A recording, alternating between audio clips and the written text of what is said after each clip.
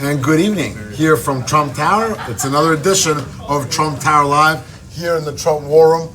We're having a great time as always. I'm here with Campbell Burr and Cliff Sims. Glad to be here as always, Boris. Another great rally coming from Wisconsin today. Seeing a lot of Republican unity there. Had Governor Scott Walker, Chairman Reince Priebus was there. Just a lot of enthusiasm there in Wisconsin. Another battleground state that perhaps in years past would have gone Democrat. That's looking like it's going to be another big Republican win. And it went Democrat in 2012 with Paul Ryan on the ticket, his home state. But now it's a state that Clintons are very worried about. They're putting more money in there, and it's really adding to our map, right? Yeah, we're seeing the Clinton campaign, increase spending in many states that I think they did not care about in the past. And then also today we saw Trump and Pence both in Valley Forge, and the focus of this speech was Obamacare, of course, which has been a huge topic this week. So here we are, and we have a special guest with us, as we often do. General Flynn is here with us. General Flynn. Thanks for joining us today. How you doing, Boris? General, What's how are you? happening? Good to see you. General, you were the head of the Defensive I Intelligence came here to get Agency. everybody fired up on Red Bull, Mountain Dew, and Monster drinks. Yes, did you bring it? So exactly. you can look. I don't know if they can see way in the back there, but there's a big party going on back there. We're trying to get those people fired up. So hit the likes, hit the hearts, keep this thing going. I mean, you can tell I am way optimistic about what's happening. We feel really, really good. We've been feeling really good for about the last week. And really, I mean, this this momentum shift started sort of towards the end of last week, and then of course the big bombshell with the news about Crooked Hillary, and and I'm sorry, but that name fits her to a T. The more we hear about the things that are coming out, and just all the people around her, and the kind of judgment that she has talked about, but for Donald Trump, where he's at tonight in Wisconsin, and you can tell if you pay really close attention, you can tell the states that he is going after. These are decisions that he's made. He's going after the old blue states, the Wisconsin, Michigan. We're going to hit Pennsylvania. We just came from a couple of days ago. We were in New Mexico. We had 10,000 people that were they were rabid. It was a great audience. It was unbelievable. So we're very, very excited, and this is really, really an important time. This election, for the seriousness now of where we're at. This election is really for the heart and soul of this country, and we have such a deficit of leadership in the United States right now. And Donald Trump is going to bring big leadership and a big vision in his vision statement that he says we're going to make America great again. So I'm very excited about where we are. I will tell you that what you're seeing here and this whole setup is really all of us as a team being incredibly excited about winning next Tuesday. I mean, this is going to be a landslide victory, and the American public deserve it. So thanks for having me here tonight. It's great. It's great awesome to have you. Great to have you here. General, you mentioned Crooked Hillary earlier, and it doesn't take an expert to look at those emails that have come out and see the level of corruption there. Bill Clinton Inc., they called it, just all the money, the lines being blurred between the foundation, their private money, the State Department, you name it. But for you were the head of the Defense Intelligence Agency, and so I think you have a particularly keen insight on this, just from an intelligence aspect. This was a national security nightmare, which you had set up there. Yeah, so, the crazy thing is that here we have Anthony Weiner, who is being investigated for pedophilia, okay, for really gross, disgusting things with children as an adult, and what you have is you have the potential for extortion, you have the potential for espionage, you have the potential for, because of the national security risks that Hillary Clinton placed our country at by putting classified information on an unclassified system. And now we know of the 650,000 that the likelihood that there is highly classified information on these 650,000 that were recently discovered by the FBI. It just further, is another indicator of the poor judgment that she had and she has had for many, many years. And as Donald Trump likes to say, she's been doing this for 30 years. All these things that she's out there talking about, changing, why hasn't she done any of that in the last 30 years? So frankly, our country, what I want on Wednesday morning, the 9th, I want to see Hillary Clinton in my rearview mirror and in America's rearview mirror. Absolutely. As we go forward. And we need to have Donald Trump taking this country, in a direction that gives us opportunity. I mean, gives people, hope and inspires people to just basically imagine what they can do. And that's a lot of the things that he talks about. So there's so much surrounding this election. And as a great Coach Knight said the night before last, when he introduced him, this is potentially the biggest election that we've had in our country since we elected George Washington. I am not kidding on that. This is such an important time because we're either going to go in the direction of socialism, or we're going to take this country and we're going to make it the job producing, the economic wealth that we can create, and continue to be that sort of big shiny light on the top of the hill for the rest of the world. So. Joe, it's great to have you here live with us. No, we're not. I love it. We're not letting you go for a while now. Okay. But we've actually seen you because a lot of times we go live right after Mr. Trump's rallies. Right. So, and here we are, Trump Tower Live. Tweet at us #TrumpLive. Hit the retweet button, hit the share button, and then tweet your questions at us, and we'll try to answer. Don't forget about Drain the Swamp. #Drain the Swamp. So you can tell. From this conversation, you've spent a ton of time. We've seen you on the feed when you've been opening up for Mr. Trump. How has that been for you? How's that experience been? Yeah, it's amazing. I mean, I never thought that I would ever be involved in this kind of political cesspool, frankly, that we have in this country. I always joke the last time I was involved in politics, I was in high school, and so which was many years ago. So this is it's very different. It's exciting, but I take this very seriously because for the last nearly 3.5 decades of my life, I served in the military, and I love serving. I love our military. I love our veterans, and I think for where this country is at today, we're struggling. The one thing that I have seen, there's this sort of bubble that exists around Washington, D.C., and people in Washington, D.C. forget how difficult it is out in the rest of America. And Donald Trump, I mean, my God, you've seen this. You guys see this in the rallies that he has. There's thousands and thousands of people coming to these things. I mean, I watched the day before yesterday. I believe we were in Colorado. I get my days mixed up, but we were in Colorado, and another blue state. Beautiful, yeah. And we're going to win Colorado.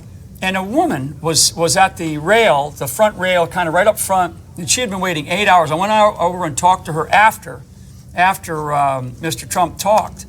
And I watched her. She cried. This was an older woman. She was probably in her 60s. She cried the entire time he was up talking. And I went over and I gave her a big hug afterwards. And I asked her, what's going on? And she said, I've never seen this in my life. This is going to be the first time that I voted.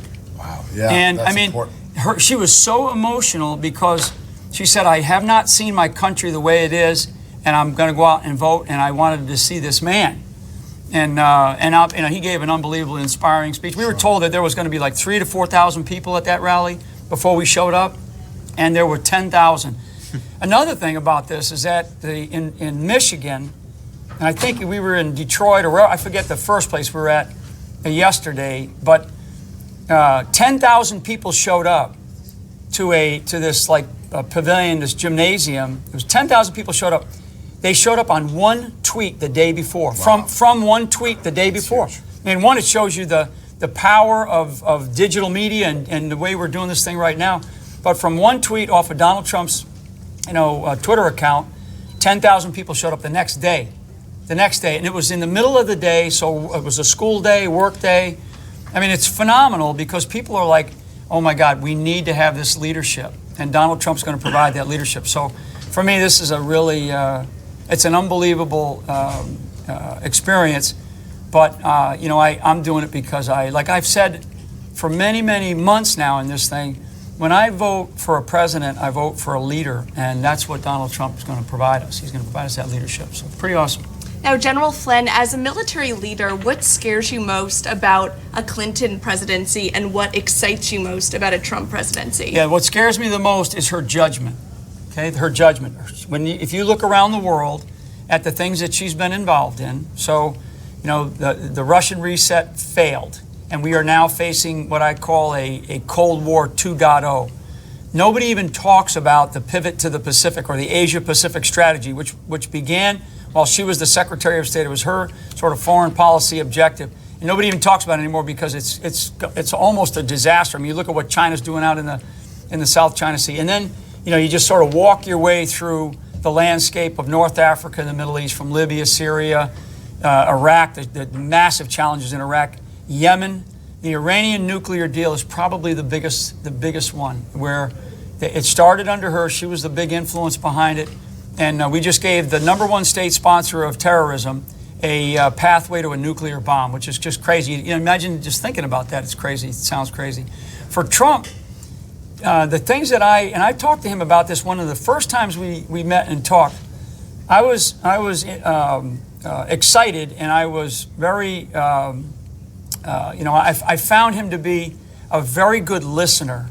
And for a person that will run this country, one, he has great instincts about the kind of people that he puts around him, but he's a great listener. I mean, he really listens, and that to me is that's a big deal for someone who's going to be in a position of the presidency. And the other aspect of that is he's very decisive. When it's time to get to work, Donald Trump will say, "Okay, let's go." And then the third component, and this is something that has scared me about Hillary Clinton for a long time, and I don't use the word scare too often, is accountability. Donald Trump is an accountable person. He's accountable for himself, and he makes sure that others are accountable for their actions. Right. Hillary Clinton has demonstrated no accountability, and frankly, if she had any responsibility, if she had any personal accountability, she'd step down from running for president right now. I mean, more stuff is going to come out. I'm sick of it. I've had enough of it, and I know the American public has had. We're drowning in this scandal. It's unbelievable. Before we let you go, likes and happy faces and none of those mean faces or whatever they do. Right? I love it. General Flynn is hearts, he's right? the most plugged in social media person. I love it. Coolest general. I'm telling you. He's definitely the coolest general This I've is ever a met. digital. I'm going to tell you, this is a digital election. So the outcome of this election, because you hear all the stuff about the mainstream media and the just incredible biasness against one candidate, Donald Trump, the barrage assault that he has gotten. So how has he overcome that? Through digital media, through the world of the digits here, folks. This is a digital election, and when you see things like, hashtag MAGA3X, hashtag Drain the Swamp, hashtag Never Hillary, hashtag Trump Live. I mean, all these things. Coolest general. I'm telling you, it's just. This is what when we look back, because we're going to look back at why he won, and one of the big components is going to be the world of social media. Social media has radically changed the way we Cliff right here, our social media gurus right here. I mean, one of the things that I believe in strongly is something I call the citizen journalist. Okay, the citizen journalist, because the citizen journalist has the opportunity to see whatever they see and put their judgment out there, and not be constrained by some editor or some bureau chief or some bureaucracy that's going to tell them no, or some bias. They put their own bias into it, and they decide how they want to present it. But the citizen journalist, like on the battlefield, the best intelligence is from a soldier. And I used to say every soldier is a censor on the battlefield, because they physically saw what was going on and they would report back. And so we came up with the idea of every soldier is a censor.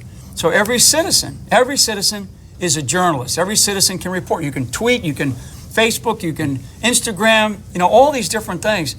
And that's going to be a big deal for this election. And I'm telling you, wait till the next election. I think I know the best place to end this interview right now. Follow Jen Flynn on Twitter, right? At Jen Flynn. General Michael Flynn. Thank you. Guys, see you later. The coolest, and not just the coolest, but having gotten to travel with him, the funnest general you will ever meet. Peace out. All right. So now we've got an interview coming up, Campbell, that you did earlier today. You want to tell us about it? Yeah, I would love to tell you about it. So today, I caught up with Tommy, who's been on the show a few nights ago, earlier last week. And basically, we focused on big issues that have come up in this election. Obamacare. We talked about the FBI's opening the investigation into Hillary's emails. And we also got some of her thoughts about what she expects to come in the next week.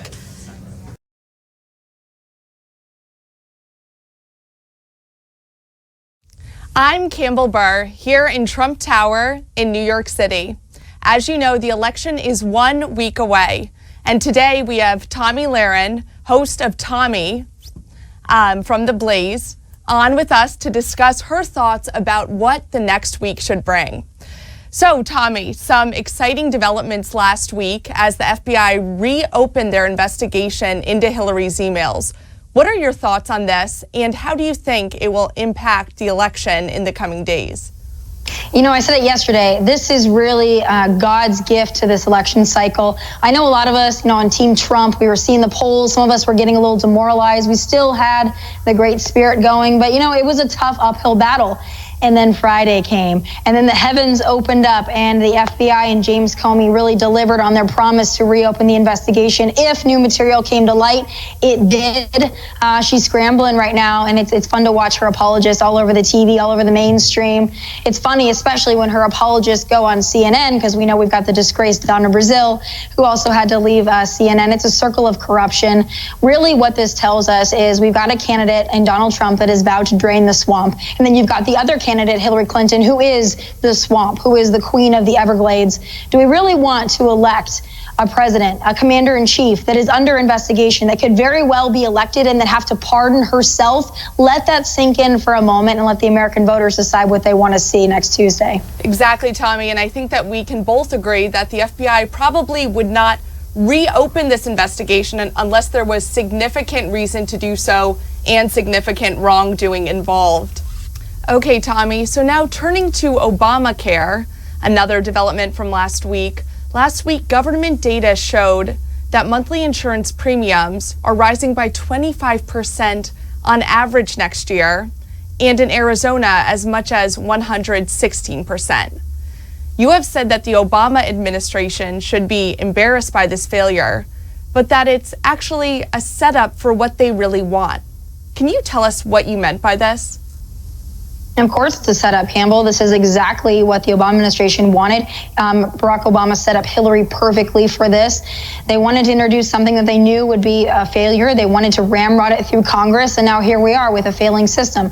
But they should be embarrassed. They should want to repeal and replace. That's not what they're going to do. They're going to say, we've already gone too far. So they're going to say, we need to expand it. They're going to say, we need single payer. We need universal health care. They're going to say that is the remedy that will fix Obamacare. Get ready for more government. Get ready for higher premiums. Get ready for higher deductibles. Get ready for more physicians fleeing the system. And get ready for more government-run health care in your life. Get ready for more small business regulations. This is going to wreak havoc on the American people and our small businesses. And this is exactly what they wanted to happen, to just grow the tentacles of government even more. Don't think for 1 second they didn't know this was going to happen.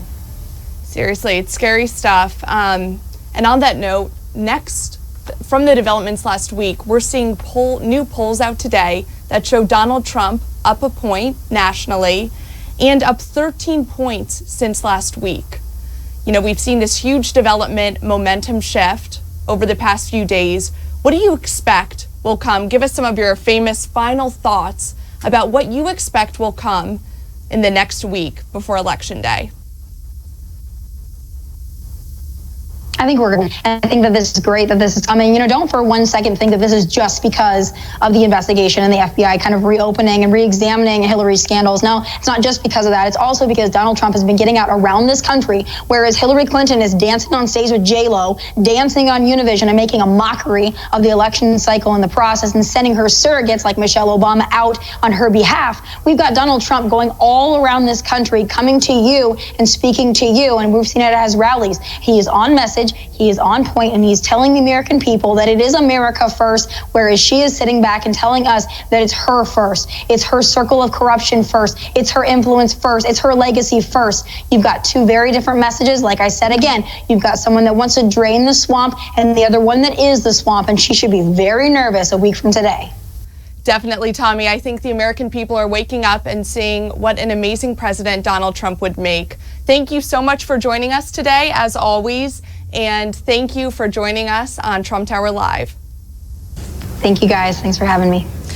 Tommy, once again, thank you so much for being on with us tonight. Great talking to you, and we have an exciting week ahead.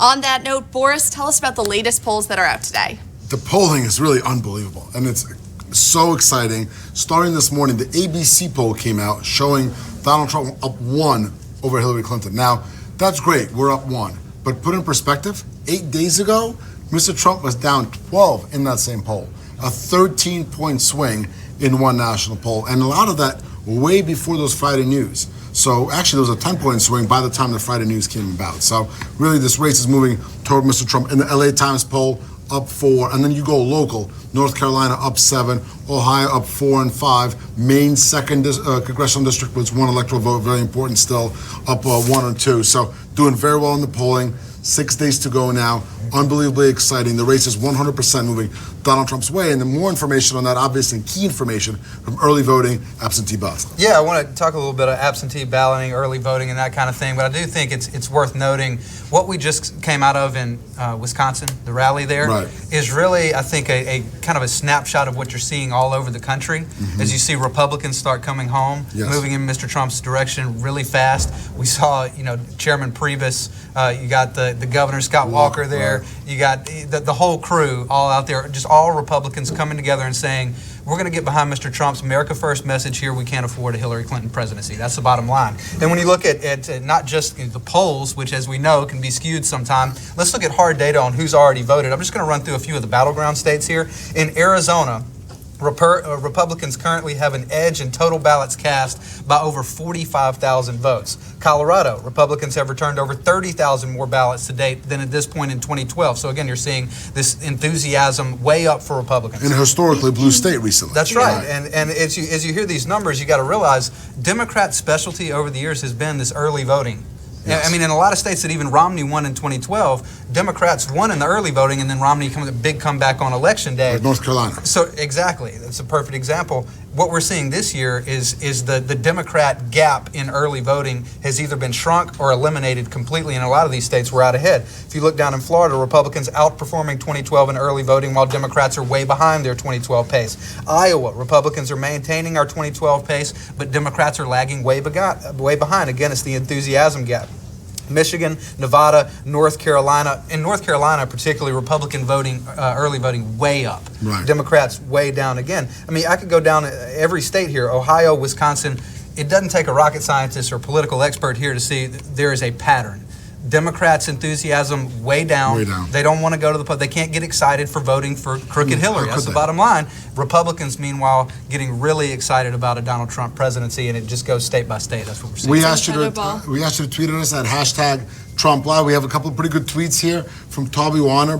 Big support from Germany. Hope you can drain the swamp. Wish you all the best next week for elections. So really good. And then an interesting one here from Don't Say Stupid. Define globalism versus nationalism for everybody. Most important reason to vote for Donald Trump. So globalism versus nationalism. Well, I think globalism versus nationalism. The place you look is trade, right? So Hillary Clinton's globalist trade policies, NAFTA being probably the one that gets the most recognition, TPP more recently, are shipping American jobs overseas. 1 in 3 American manufacturing jobs gone in the wake of NAFTA, Donald Trump just quite simply saying, whether it's trade or whatever it is, we're going to put America first. We're going to put American workers first, and that's what you can expect. So great tweet. Yeah, a lot of good tweets out there. Keep tweeting at us. So really, with 6 days to go, how are we feeling about the race, gang? What are we thinking? We're feeling great. And this week, we have more great events planned. Mr. Trump will be in Florida tomorrow, and Florida and North Carolina on Thursday. Once again, go to our website, donaldjtrump.com, and click on schedule to register for these events. But the momentum is incredible, and I think that the ball right now is moving forward, and lots of enthusiasm on the ground. And another very exciting event, Kel. Tell us about the event on Thursday in Berwyn, Pennsylvania with Mrs. Trump. So Mrs. Trump is holding her own rally on Thursday, Berwyn, Pennsylvania. You can register for that event as well in the same place in the schedule section of our website. and she'll be speaking at 2 p.m. So this is, having her on the campaign trail, I think will be wonderful for the campaign, and it will be great for the country to get to see her. And she'll be talking about her story, well. her family's story, her background, but also her vision for America, which is also Mr. Trump's vision, and her thoughts on how she'll be as First Lady once Mr. Trump is elected president. I think that's going to be great for the American people. No, I'm really looking forward to that. Appreciate you guys tuning in for another episode of Trump Tower Live. Yes. Wrap this thing up. We'll be back tomorrow. With all the deplorables voting for Trump, we're going to need a bigger basket. That's an Avi Berkowitz special, ladies and gentlemen. Thanks, Avi, our esteemed director. God gave us that one. Thank you so much, and we'll see you in the same place tomorrow night. Have a good evening. All right.